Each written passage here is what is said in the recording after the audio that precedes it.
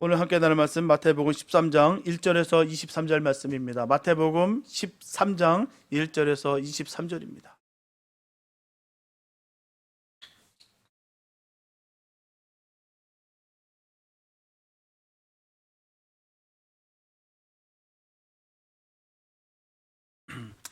마태복음 13장 1절에서 23절 말씀입니다. 주님의 귀한 말씀 우리 한 목소리로 함께 합독하시겠습니다. 시작.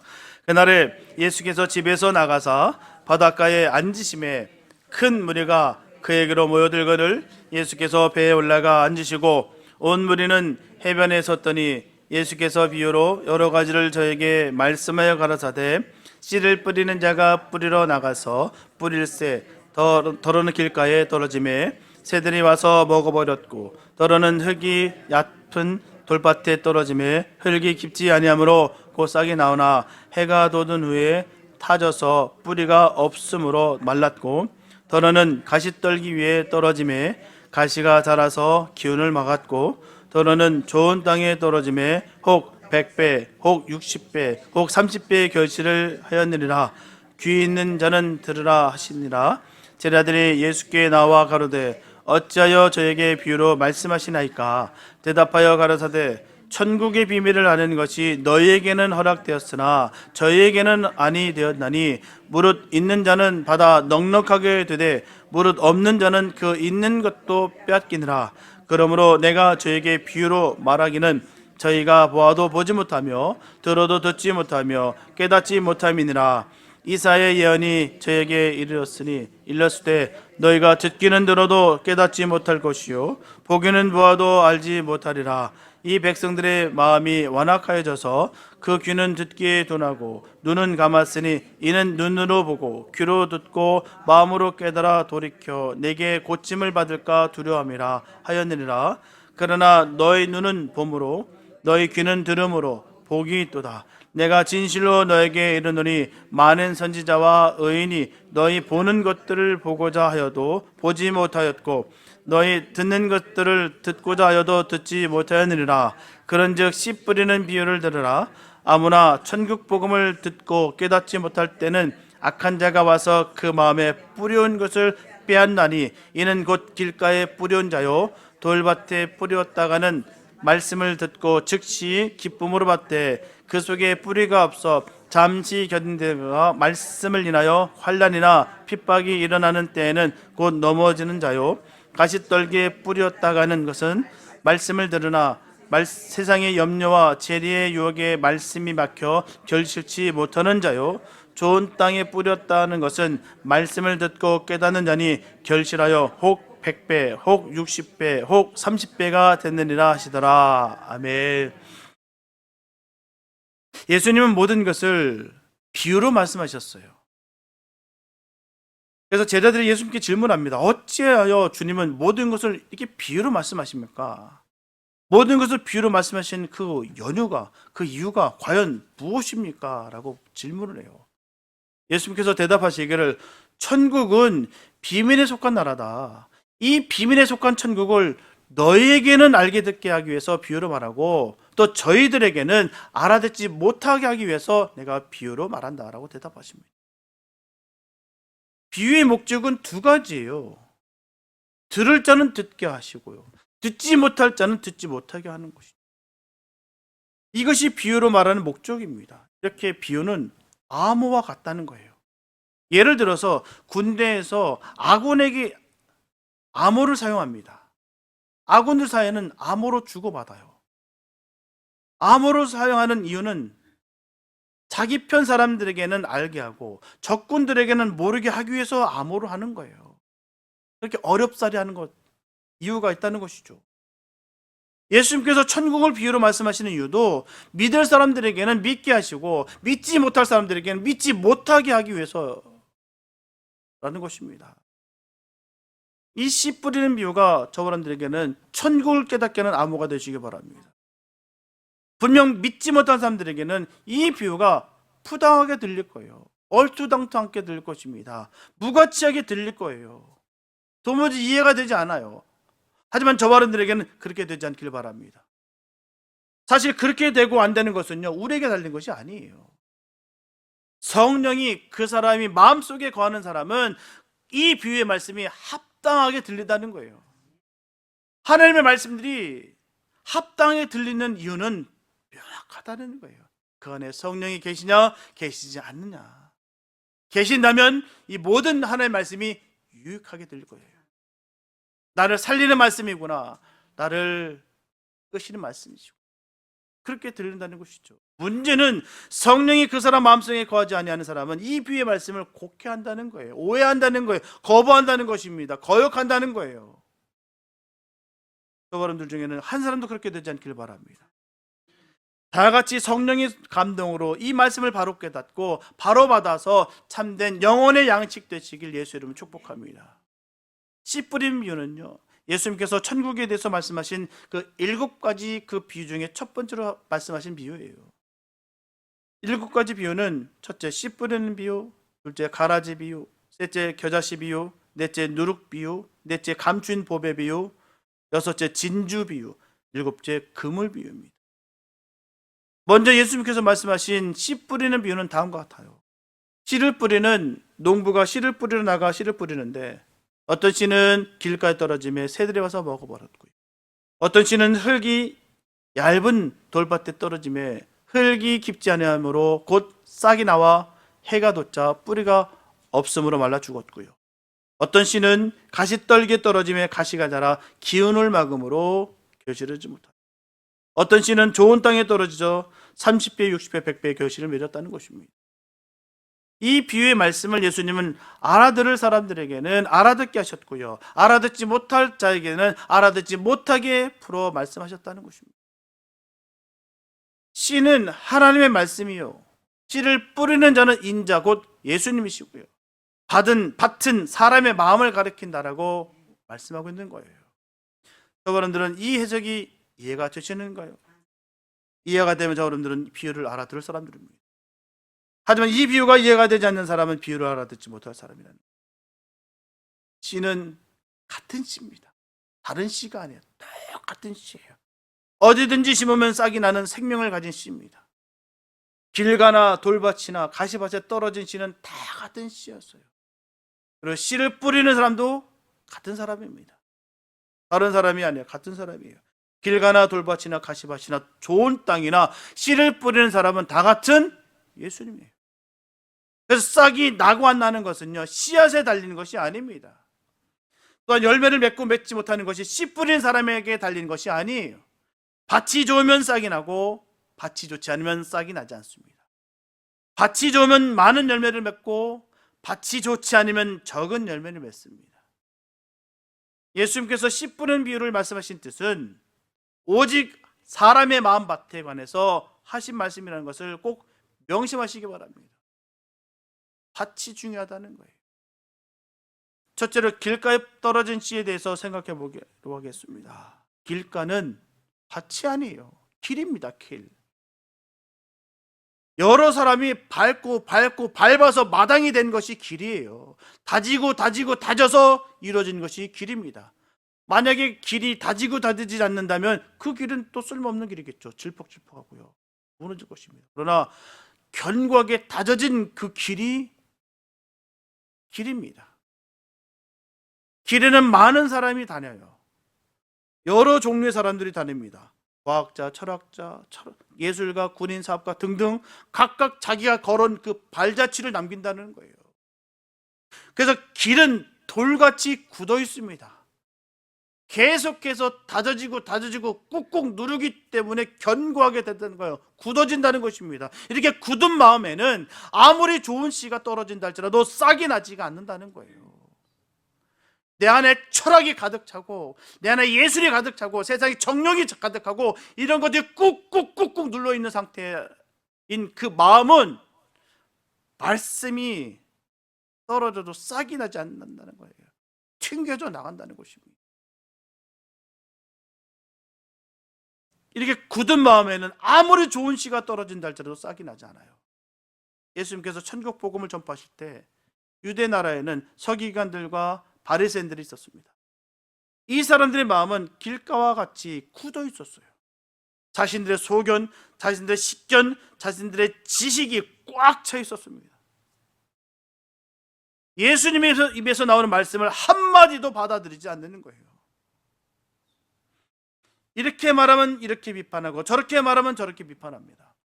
결국 그 사람들의 마음밭에 뿌려진 씨는 새들이 와서 다 먹어버렸어요. 농사를 지어본 사람은 잘 압니다.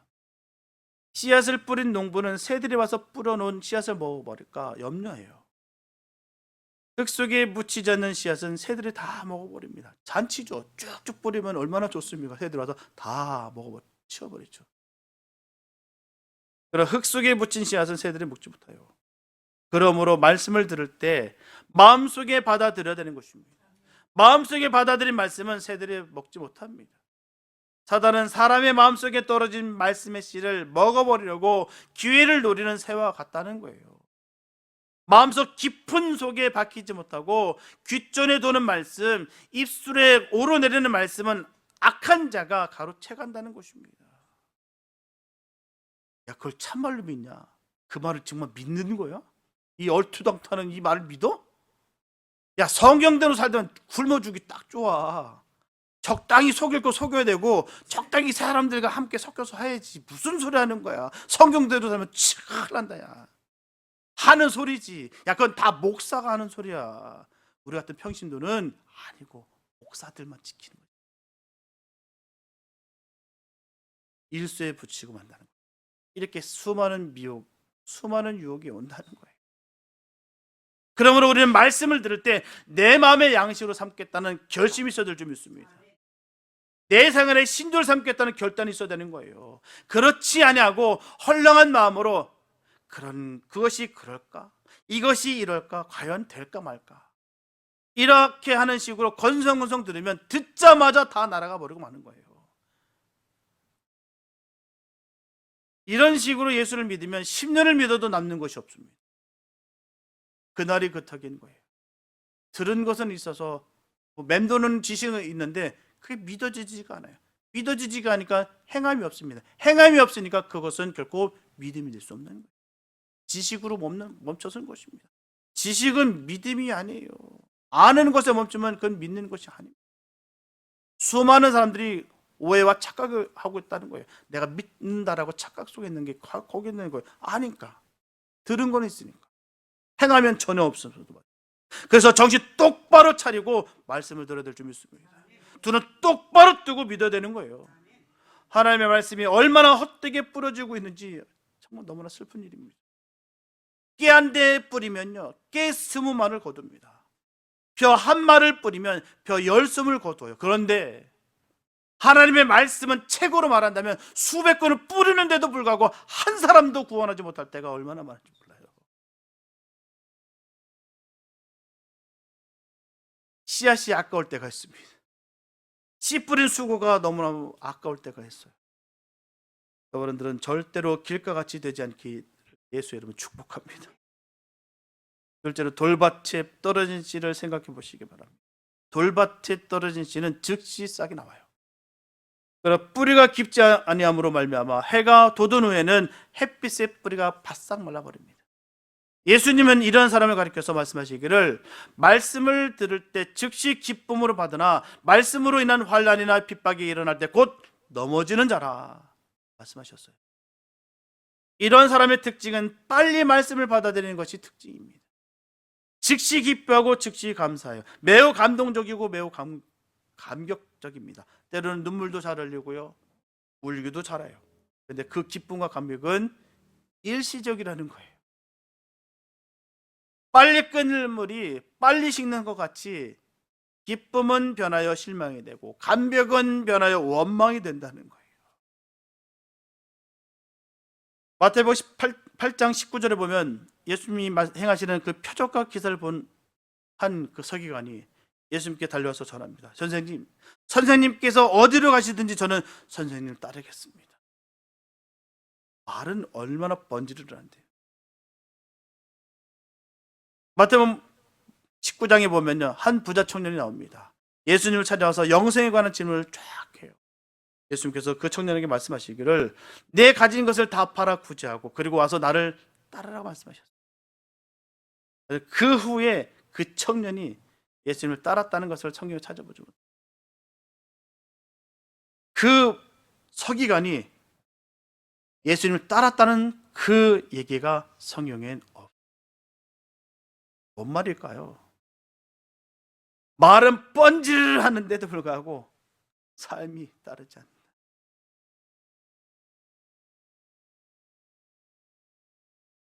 씨앗은 싹이 나는 것이 문제가 아니고요, 뿌리를 내야 되는 거예요. 싹 나는 것 중요합니다. 너무너무 중요해요. 그러나 더 중요한 것은 뿌리를 내려야 된다는 거예요. 이리저리 옮기면서 무슨 뿌리가 내리겠다라고 기대할 수 있겠냐는 것이죠. 이렇게 힘들면 저렇게 튀고, 이렇게 어려우면 저렇게 튀는데 무슨 뿌리를 내릴 수 있느냐는 것이죠. 첫날 만날 그 뿌리 갖고는요, 신앙 믿음 되어지지 않아요. 잘 보십시오. 우리 주변에서도 얼마나 많이 목격되는 부분이겠습니까? 내 자신을 바라보면 돼요. 내가 정말 과연 뿌리를 깊게 내리고 있는가? 뿌리를 땅속에 내리기 위해서는요, 돌과 바위를 제거해야 돼요. 불신의 바위를 깨뜨려야 됩니다. 의심의 돌을 부셔야 돼요. 교만의 바위를 깨뜨려야 됩니다. 시기와 질투와 술수와 쾌락의 돌멩이를 내버려야 됩니다. 철저한 회개가 없이는 절대로 말씀의 뿌리가 내릴 수가 없어요. 마음밭의 돌은 근본적으로 가려내야 됩니다. 쫓아내야 돼요. 겉으로 보이는 돌 하나 둘을 주워내는데 그쳐서는 안 됩니다. 거짓말하는 것, 남을 속인 것, 약속을 지키지 않는 것들을 어느 정도로 정리하고 말씀에 씨를 뿌려서는 싹은 날는지 모르겠으나 뿌리가 내리지 못한다는 거예요. 근본적으로 내 인생의 기초를 어디에 두었는가를 잘 검토해 보시기 바랍니다. 내가 나를 더 사랑하는가, 하나님을 더 사랑하는가를 생각해 보시기 바랍니다. 내가 이 세상에 소망을 두고 사는가, 하늘나라에 소망을 두고 사는가를 검토해 보시기 바랍니다. 근본이 잘못되었으면요, 기초부터 뜯어 고쳐야 돼요. 우리는 기초가 잘못된 집은 다시 일으킬 수 없는 줄 알아요. 그런데 요즘은요, 요사이는 건축 기술이 얼마나 발달됐는지 모르겠어요. 기초가 잘못된 집을 바로 세우는 것을 저는 봤어요. 기초 공사한 둘레를 밟고서 기둥마다 앞찾기로 받들어 놓고서 기초 공사를 새로 하는 것을 보게 됩니다. 또 한 가지 방법은요, 집을 송두리째 떼내서 트럭에 싣고 가서 기초가 튼튼한 곳으로 옮겨 놓는 것을 봤습니다. 믿음도 두 가지 방법 중에 한 가지 방법을 사용해야 됩니다. 기초를 새로 놓든지 아니면 집을 옮겨 짓든지. 싹만 났다가 말라 죽은 것은 너무나 안타까운 일이 아닐 수가 없어요. 얼마나 안타깝습니까? 싹 나기까지도 얼마나 어려운데요. 터서 나오는데 그 과정이 얼마나 복잡하고 얼마나 정성을 기울여야 되는데, 근데 말라 죽어요. 이를테면 아기가 세상에 났다가 며칠 만에 죽고 만다면 그 어머니 마음이 어땠을 거예요? 정말 세상 그보다 더 고통 없을 거예요. 경험자들만 아실 겁니다. 얼마나 그 고통이, 얼마나 아픔인지요. 씨를 뿌린 전도자의 마음을 아프게 하는 일이 없도록 하시기 바랍니다. 싹이 난 씨는 물을 준다고 사는 것이 아니에요. 거름을 준다고 자라는 것이 아닙니다. 바닥에 돌을 제거해야 돼요. 회개해야 됩니다. 근본적인 문제된 회개를 해야 돼요. 기초를 다시 쌓아야 될 줄 믿습니다. 뿌리 내릴 수 있는 믿음의 용정들 되시기 바랍니다. 뿌리가 내려야 되는 거예요. 뿌리가요. 이 뿌리가 내리지 못하고 이것저것을 계속 옮기고 하게 되면 그 뿌리마저도 상하지 없어집니다. 이래서 힘들고 저래서 힘들고 이 문제 저 문제로 계속 문제만 바라보면서 우리가 신앙의 뿌리를 내릴 것이 아니라 그 안에 있는 더러운 것, 추한 것들을 걷어내시고 예수 안에 뿌리를 내리시기 바랍니다. 그 뿌리를 내릴 수 있어야 되는 거예요. 이 근본적인 문제가 해결되지 않으면, 회개의 영이 없으면 안 돼요. 잘 보시면 답은 나와 있습니다. 그냥 우리가 다 아는 내용이에요. 왜 믿음이 안 될까? 믿음이 왜 저렇게 얕을까? 왜 문제가 해결되지 않을까? 뿌리를 내리지 못해서요. 다른 것이 아닙니다. 아무리 모든 것을 보상해주고 아무리 많은 것들을 혜택을 줘도 안 됩니다. 기초가 되지 않으면 안 돼요. 뿌리가 내리지 않으면 안 돼요. 회개의 영으로 변화되고 깊게 주 안에서 뿌리 내리시길 예수 이름으로 축복합니다. 셋째로 가시떨기에 떨어진 씨에 대해 생각해 보시기 바랍니다. 가시밭에 떨어진 씨는 돌밭에 떨어진 씨에 비해 더 잘 자랍니다. 뿌리도 깊게 내리고 잎도 무성하게 자랍니다. 포질도 보면 옥토나 다름이 없어요. 그러나 가시밭에 떨어진 씨앗은 한도가 있습니다. 가시 넝쿨 이상 자랄 수가 없다는 거예요. 나무로서는 손색이 없으나 열매를 맺지 못합니다. 열매는 햇빛을 온전하게 받아야 열매를 맺어요. 참 신기하더라고요. 예전에 저쪽에 있을 때 제 사무실에 제 그 찻장 위에다가 식물을 올려놨는데요. 햇볕을 보겠다고요. 얘들이 창문 쪽으로 다 고개를 돌고 있어요. 네. 너무 웃긴 거예요. 거리가 있거든요. 그 문 사이에 있으니까. 그러니까 하나같이 거기를 다 바라보고 있는 거예요. 그 모양이 아름답진 않더라고요. 골고루 쫙 펴져 있는 게 아니라 온통 다 머리가 다 이렇게 쏠린 것처럼 다 쏠린 거예요. 너무 웃긴 거예요. 햇볕 보겠다고. 야, 얘 식물이 이렇구나. 살아보겠다고. 한번 햇볕을 한번 보겠다고. 그쪽 창문을 그쪽으로 보고 있는데 참 그렇습니다. 이 캘리포니아의 농사가 잘 되는 이유는요, 온 땅이 햇빛을 잘 받기 때문에, 햇빛을 가리는 것이 없기 때문입니다. 그러나 유럽을 보면요, 푸른 초장은 있는데 채소와 과일이 나지 않는다는 말을 듣게 돼요. 왜요? 구름 낀 날이 많고 또 결실이, 햇빛을 많이 보지 못하니까 결실이 없는 거예요. 돌밭에 비유된 사람을 마음밭을 개간하지 못한 사람이라고 한다면, 가시밭 비유된 사람은 바깥 세력에 억눌려서 믿음의 결실을 보지 못한 사람이라 할 수가 있는 것입니다. 예수님은 결실을 맺지 못하게 하는 바깥 세력을 세상에 대한 염려와 재물의 유혹이라 말씀하셨어요. 우리는 매일 일을 합니다. 돈을 벌어야 돼요. 집, 자동차 폐만 물어야 됩니다. 보험도 들어야 돼요. 병이 나고 사고가 나기 전에 비상대책을 세워놔야 됩니다. 부모를 공양해야 되고요. 자식을 키워야 됩니다. 나와 아무 상관없는 사람 때문에 고통도 받아야 됩니다.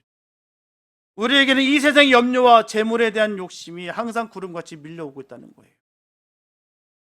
햇빛을 볼 날이 없습니다. 항상 우울하고 답답합니다. 언제 무슨 일이 일어날지 알 수가 없어요. 밤에 잠이 오지 않아요. 이런 상태에서는 꽃이 피지 않습니다. 열매를 맺을 수가 없어요. 꽃나무는 꽃을 피워야 되고요, 열매 맺는 나무는 열매를 맺어야 됩니다. 꽃이 피지 않는 나무 뽑힙니다. 열매 맺지 않는 나무는 잘립니다. 20대, 30대까지 신앙생활 잘한 사람이 40대, 50대에 돼서 아무것도 하지 못하면 그 사람은 세상 염려와 재물의 유혹에 눌린 사람이에요. 입만 무성해서는 안 돼요. 집만 잘 지어서도 안 됩니다. 알맹이가 있어야죠. 알맹이 없는 쭉정이는 불사람을 당한다는 것입니다. 가시와 엉겅퀴를 걷어내시기 바랍니다. 햇빛이 들어오게 하시기 바랍니다. 햇빛에 시들어도 괜찮습니다. 햇빛에 쪼이면 수분을 받아들이고, 수분을 받아들이면 잎이 고개를 들고 일어섭니다. 열매 없는 큰 나무보다는 오히려 열매 적은 작은 나무가 더 좋습니다. 여러분들은 자신을 돌아보시기 바랍니다. 말씀의 씨앗이 뿌려졌나? 그 씨앗을 마음속에 심었나? 흙 속에 묻혔나? 새가 주워 먹진 않았나? 싹이 났나? 뿌리가 내렸나? 햇볕에 타 죽진 않았나? 열매를 맺었나? 무슨 열매를 얼마나 맺었나? 30배, 60배, 100배의 결실을 맺었나? 그 밭은 옥토와 같은 밭이에요. 옥토는 부드러운 땅입니다. 무슨 씨앗을 심어도 싹이 나는 땅이에요. 선인장만 자라는 땅은 옥토가 아닙니다. 갈대만 자라는 땅도 옥토가 아니에요. 오이를 심어도 잘 되고, 가지를 심어도 잘 되고, 호박을 심어도 잘 되고, 들깨를 심어도 잘 되는 밭이 옥토입니다. 기도를 하라고 하면 기도하고, 전도를 하라고 하면 전도하고, 봉사를 하라고 하면 봉사를 하고, 구제를 하라 하면 구제를 하는 사람이 옥토와 같은 사람입니다. 주님이 시키신 대로 하는 거예요. 그걸 믿고 따라가는 사람이 옥토라는 것입니다. 옥토와 같은 사람이 많은 교회는 무엇을 해도 잘합니다. 교육도 잘하고 사회 사업도 잘하고 선교도 잘합니다. 돌짝밭과 같고 가시밭과 같은 교인이 많은 교회는 아무것도 할 수가 없어요. 아무것도 심을 수가 없습니다. 밭갈다 볼일 다 봅니다. 옥토와 같은 사람 되시기 바랍니다. 옥토와 같은 교회가 되시기 바랍니다. 저와 여러분들은 이민을 와서 거둔 것이 무엇? 이곳 타국 멀리까지 오셔서 지금까지 이루신 것이 무엇인가? 해마다 수확이 많아지는가요? 해마다 수확이 줄어들지는 않는가요? 여러분들이 거둔 것은 몇 배가 되시나요? 30배, 60배, 100배의 수확을 거두셨나요? 그 이상 거둔 사람도 있을 거예요. 길가나 돌밭이나 가시밭에서는 거둘 곳이 없습니다. 있다면 악한 것과 더러운 것과 불의한 것뿐일 거예요. 옥토에 심은 씨라야 좋은 열매를 거둘 수가 있습니다. 2025년 또 올 한 해를 맞이해서 하나님께 바치려고 가지고 온 것이 무엇입니까? 하나님은 쭉정이는 받지 않았습니다. 눈먼 것이나 저는 것도 주님 받지 않으세요. 하나님은 알곡을 받으십니다. 하나님은 흠없고 순전하고 완전한 것을 받으십니다. 믿음으로 드리는 것을 받아드십니다. 감사함으로 드리는 것을 받으십니다. 예전 한국은요, 농사 지은 사람들은 나라에 공출을 바쳐야만 했어요. 한 해 동안 지은 농사 가운데 나라에 바쳐야 될 벼를 달구지에 가득 싣고서 면사무소를 찾아가야 됩니다. 그래서 농부들은 저마다 달구지에 싣고 온 그 벼 한 가마리를 검사관으로부터 검사를 받아요. 검사관은 끝이 뾰족한 연장으로 벼 가마니를 찔러서 벼알을 알아보고요, 1등, 2등 등급을 매깁니다. 어떤 사람은 불합격이 돼서 도로 싣고 가는 사람도 있고요, 그리고 어떤 사람은 싣고 가는 그 벼 중에서 1등을 해서 상금을 타는 경우도 있어요. 하나님께 드리는 것도 1등품을 드려야 될 줄 믿습니다. 오늘 우리가 읽은 본문에 예수님은 씨 뿌리는 이유의 비밀을 다음과 같이 말씀하셨어요. 무릇 있는 자는 받아 넉넉하게 되고 무릇 없는 자는 그 있는 것까지 빼앗기리라. 여기서 있는 자는 누구를 가리키며 없는 자는 누구를 가리킬까요?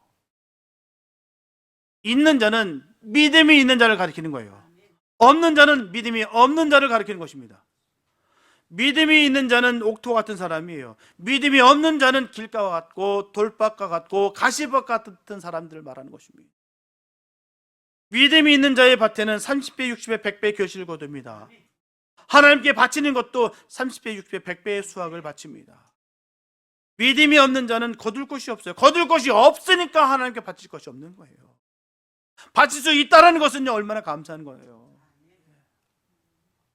한 달란트 받은 자와 한 문화 받은 자와 같이 바깥 어두운 곳에서 쫓겨된 안타까움이 있다는 것입니다. 마음밭을 옥토로 만드시기 바랍니다. 돌과 바위 같은 죄악을 걷어내시고 부드러운 마음을 가지시기 바랍니다. 가시와 엉겅퀴와 같은 습관을 버리시고 순전하고 순진하고 겸손한 마음을 가지시기 바랍니다. 무릇 있는 자는 받아 넉넉하게 되고 없는 자는 있는 것까지 빼앗기리라고 하신 예수님의 말씀을 깊이 생각하는 성도들 되시기 바랍니다. 주신 것이 얼마나 감사한지요. 우리는 이 헤아릴 수 없는 그 놀라우신 주님의 사랑을 받았어요. 그렇기 때문에 우리는 주님만을 바라볼 수 있는 거고요, 주님만을 바라봐야 되는 것입니다. 또한 우리 믿음의 뿌리를 온전히 주님께 뿌리 내려야 되는 거예요. 왜요? 주신 것이 너무 감사하기 때문에. 생명 주신 것이 얼마나 감사한지요. 이것에 비교될 게 뭐가 있겠습니까? 내가 주님 앞에 예배 드릴 수 있는 것이 너무나 감사한 거고요, 내가 두 발로 걸어서 내가 올 수 있는 것도 감사, 내가 물을 마실 수 있는 것, 내가 밥을 먹을 수 있는 것, 내가 사회 속에서 있는 것도 감사할 것이 얼마나 많은지요. 그래서 우리가 감사가 넘치면요, 부족함이 없는 거예요. 주님으로 말미암아 부족함을 느끼지 않는 삶을 살아야 될 줄 믿습니다. 이래서 불만 저래서 불만은요, 계속해서 그 불만이 계속 자랍니다. 계속 자라서 이제는 모든 것을 덮어버린다는 거예요. 그런 안타까운 모습들이 우리 가운데 얼마나 많은지 몰라요. 과당 넘어지고요.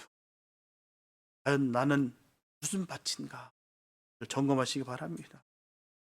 늘 나는 어떤 밭을 이루고 있는가, 내 안에 그 씨앗이, 생명의 씨가 온전히 자라고 있는가 점검할 수 있는 우리가 됐으면 좋겠습니다.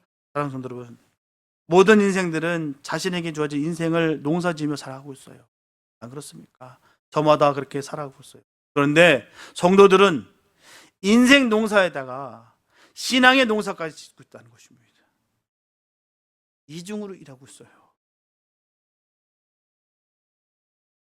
인생 농사와 신앙의 농사에서 가장 중요한 것은요, 마음밭입니다.